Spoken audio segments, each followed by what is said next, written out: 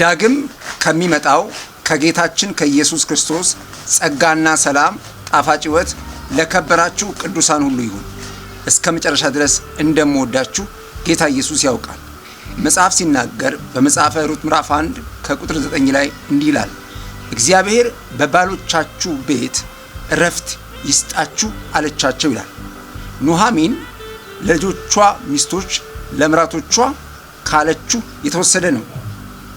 በራሱ ባል እረፍት አይሆንም ለሚስት። በራሷ ሚስት ለባሏ እረፍት መሆን አትችልም። እረፍትን የሚሰጥ በባል በኩል እግዚአብሔር ነው።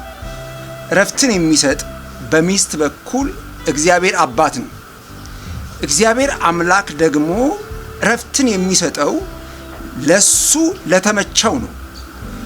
ለማይመች ሰው፣ ለሱ የማይመች ሰው፣ ለሱ ጠማማ ለሆነ ሰው፣ ለሱ እልከኛ ለሆነ ሰው፣ ለሱ አመፀኛ ለሆነ ሰው፣ ለሱ እምቢተኛ ለሆነ ሰው እንዲመች ወይም የሚመችን ህይወት ለባል ሚስት ለባል እንዲሰጥ ባል ለሚስት እንዲሰጥ አያደርግም። መጽሐፍ ቅዱስ ሲናገር እግዚአብሔርን ለማወቅ ባልወደዱ መጠን የማይገባውን ያደርጉ ዘንድ ለማይረባ አእምሮ አሳልፎ ሰጣቸው የሚለው እግዚአብሔር የመርህ አምላክ ነው። መርሁን ለሚከተሉ እረፍትን ይሰጣቸዋል። እረፍት ከእግዚአብሔር ነው።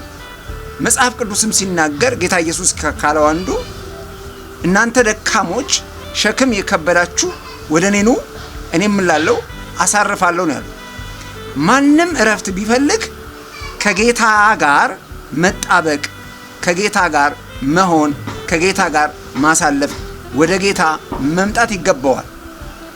በየትኛው መንገድ ሰው እርካታ ቢፈልግ፣ እረፍት ቢፈልግ፣ በረከት ቢፈልግ፣ ሰላም ቢፈልግ፣ ደስታ ቢፈልግ የሚያገኘው በየትኛው መንገድ በራሱ ምድር ላይ ያለ ነገር ሁሉ እረፍት መሆን አይችልም፣ ደስታ መሆን አይችልም፣ እርካታ መሆን አይችልም። ሁሉ ጊዜያዊና የውሸት ነው። እውነተኛ ግን እርካታ፣ እውነተኛ ደስታና እውነተኛ እረፍት ግን የሚፈሰው እሱ ሲሰጥ ነው። በሱ በኩል እሱ ሲሰጥ ነው። እሱ የማይሰጠው ነገር ሁሉ ጊዜያዊና የውሸት ነው የሚሆነው። አሁን መጽሐፉ እንደሚለው እግዚአብሔር በባሎቻችሁ ቤት እረፍት ይስጣችሁ ነው። በባል በኩል እረፍት የሚሰጥ እግዚአብሔር ነው። በሚስት በኩል እረፍት የሚሰጥ እግዚአብሔር ነው። ይህንን መረዳት ያስፈልጋል። ምንም ጊዜ ሚስት ወደ ባሏ ስትመጣ ለማረፍ ነው።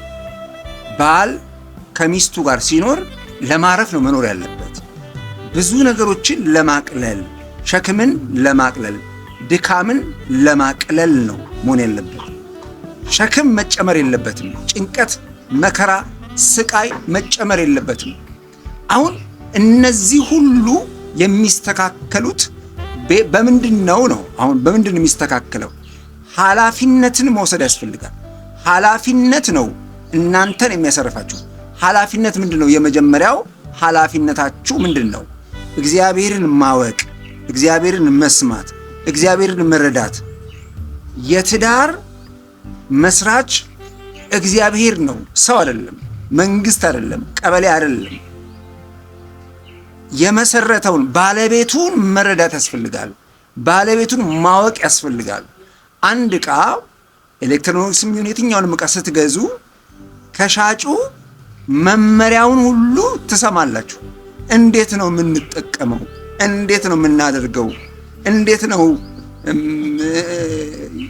የገዛነውን ዕቃ ልንጠቀም የምንችለው የሚለውን መመሪያ እንጠይቃለን። ስለ ትዳር መጠየቅ ይኖርብሃል፣ ማወቅ ይኖርብሃል፣ መስማት ይገባሃል። ምንድነው የሰጠህ እግዚአብሔር መመሪያ? ምንድነው ያለ? በዚህ መንገድ እግዚአብሔርን ለማወቅ፣ እግዚአብሔርን ለመፈለግ፣ እግዚአብሔርን ትተህ ትዳር ብትል ዋጋህን ነው የሚሰጠው። ትዳር ብትይ ዋጋሽን የሚሰጠው። ትዳር የመጀመሪያው እግዚአብሔርን በማክበር የሚመጣ ነው። እንደ ማንኛውም ሰው ትጋባለህ፣ ግን እግዚአብሔር የሚሰጥን እረፍት የትም ልታገኝ አትችልም። እረፍትን የሚሰጥ እግዚአብሔር ነው።